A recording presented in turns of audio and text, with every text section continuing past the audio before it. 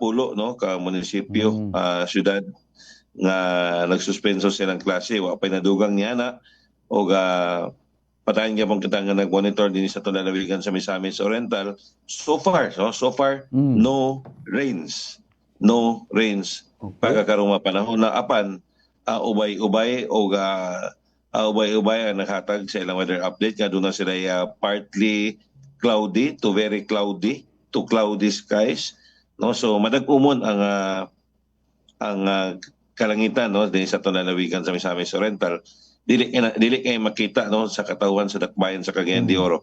Kaya tungod lain-lain kita og lain-lain gid ang atong experience sa matag LGU sa matag area no dinhi sa ako asata nahimutang karong mga panahon na. And then katulad sa voyage nga suspension dito sa may lungsod sa Binuangan no wala pa kita nakakuha sa dugang ni update niini kung ano na may pagpadayon sa pagsuspenso sa travel sa kaning atong mga light no light motored bangka no. So mo pala pagkakaroon bumudyo no ang update ni sa itong lalawigan sa Misamis Oriental.